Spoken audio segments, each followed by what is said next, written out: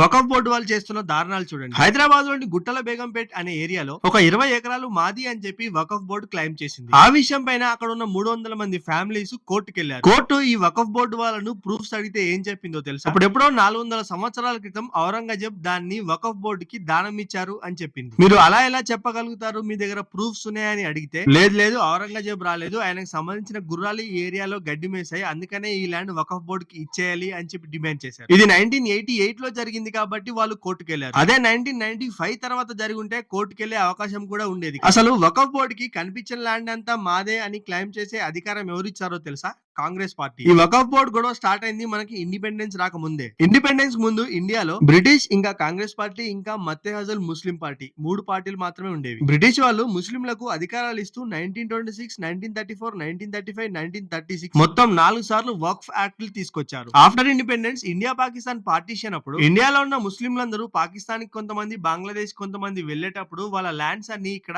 అల్లా పేరున వదిలేసి వెళ్లిపోయారు. ఇండియా 2 ముక్కలు కావడానికి కారణం కాంగ్రెస్ పార్టీ. అండ్ అలాగే ఇప్పుడు హిందువులకు అన్యాయం జరగడానికి కారణం కాంగ్రెస్ పార్టీ. పార్టీషన్ తర్వాత ముస్లింలు వదిలేసిన ల్యాండ్స్ అన్ని చూసుకోవడానికి జవహర్ లాల్ నెహ్రూ గారు వక్ఫ్ బోర్డు క్రియేట్ చేసి ఆ బోర్డు లో ఉన్న మెంబర్స్ అందరూ ముస్లింలే ఉండాలి అని చెప్పి దానికి మన న్యాయ వ్యవస్థకు సంబంధం లేకుండా దానిని అటానమస్ బాడీగా క్రియేట్ చేశారు. అప్పటి నుంచి ఈ వక్ఫ్ బోర్డు చాలా దారుణాలు చేసింది. ఎప్పటికప్పుడు కాంగ్రెస్ గవర్నమెంట్ అధికారంలోకి రావడానికి ఈ వక్ఫ్ బోర్డు కి ఇంకా అధికారాలు ఇస్తూ వచ్చింది. 1992 బాబ్రీ మసీద్ గొడవ తర్వాత కాంగ్రెస్ పార్టీ అధికారంలోకి రావడానికి 1995 లో ఈ వక్ఫ్ బోర్డు లో చాలా చేంజెస్ తీసుకొచ్చింది. దాంట్లో సెక్షన్ 40 ఇంక్లూడ్ చేసి దాన్ని ఒక సెపరేట్ గవర్నమెంట్ గా తయారు చేసింది. 1988 లో గుర్రాలు మేసినందుకు ల్యాండ్ ఇచ్చేయాలి అని అన్నదానికి వాళ్ళు కోర్టుకు వెళ్లారు. కానీ ఇప్పుడు 1995 సెక్షన్ 40 ద్వారా ప్రజలకు అలా కోర్టుకు వెళ్లే స్వాతంత్రాన్ని కూడా తీసేసింది ఈ కాంగ్రెస్ గవర్నమెంట్. దీని ద్వారా వీళ్లకు రిజిస్ట్రేషన్ ఆఫీసులకు సంబంధం లేకుండా వాళ్ళ రికార్డులు వాళ్ళే మెయింటైన్ చేసుకునేలాగా పర్మిషన్లు ఇచ్చేశారు. ఒకవేళ ఈ వకఫ్ బోర్డు ఈ ల్యాండ్ నాది అని ఏదైనా ల్యాండ్ ను చూపిస్తే ఆ ల్యాండ్ వకఫ్ కు చెందింది అని వకఫ్ బోర్డు ప్రూవ్ చేసుకోవాల్సిన అవసరం లేదు. కానీ ఆ ల్యాండ్ మాదే అని చెప్పి ల్యాండ్ ఓనర్స్ మాత్రం ప్రూవ్ చేసుకోవాలి. దీనికి మన్మోహన్ సింగ్ గారు ఇంకా మసాలా కూడా యాడ్ చేశారు. అదేంటంటే ఈ ప్రాపర్టీ వకఫ్ బోర్డు అని చెప్పిన తర్వాత కూడా వాళ్ళు ఖాళీ చేసి వెళ్లిపోకపోతే వాళ్ళను 2 సంవత్సరాలు జైల్లో పడేసే అధికారం కూడా ఇచ్చారు. ఒకవేళ ఆ ల్యాండ్ ఓనర్స్ ఆ ప్రాపర్టీ మాది అని ప్రూవ్ చేసుకోవాలంటే దానికి వకఫ్ చెందిన ట్రిబ్యునల్ కోర్టుకు మాత్రమే వెళ్ళాలి. అది ఇచ్చిన తీర్పే ఫైనల్. మళ్ళీ హైకోర్టు గానీ సుప్రీం కోర్టుకు గానీ వెళ్ళలేము. అయితే ఇప్పుడు మోదీ గవర్నమెంట్ దీన్ని సవరించి ఒకవేళ ఆ తీర్పుతో మీరు సాటిస్ఫై చెందకపోతే న్యాయం కోసం 90 రోజుల్లోగా హైకోర్టు గానీ సుప్రీం కోర్టు గానీ వెళ్ళొచ్చు. వకఫ్ బోర్డు లో గానీ ట్రిబ్యునల్ కోర్టులో గానీ ఓన్లీ ముస్లింలు మాత్రమే ఉండేవారు. కానీ ఇప్పుడు అందులో ఖచ్చితంగా 2 నాన్ ముస్లింలను యాడ్ చేయాలి అనే ప్రతిపాదన తీసుకొచ్చారు. దీని ద్వారా హిందువులకే కాదు ముస్లింలకు కూడా చాలా మంచి జరిగింది. ఈ వకఫ్ బోర్డు లో ఇప్పటి వరకు షియా ఇంకా సున్నీ ముస్లింలు మాత్రమే ఉండేవాళ్ళు. ముస్లింలో ఉన్న వేరే కమ్యూనిటీ వాళ్ళని అసలు రానిచ్చే వాళ్ళు కాదు. కానీ ఇప్పుడు అందరూ కలిసికట్టుగా ఈ బోర్డు లో మెంబర్స్ గా ఉండాలి అని ఈ బిల్లు తీర్మానించింది. కాంగ్రెస్ పార్టీ అండతో ఈ వకఫ్ బోర్డు ఒకప్పుడు శ్రీకృష్ణ జన్మస్థానమైన ద్వారకా మాదే అని చెప్పి క్లెయిమ్ చేశారు. ఇది మాత్రమే కాదు, ఓల్డ్ పార్లమెంట్, ఇంకా ఎర్రకోట,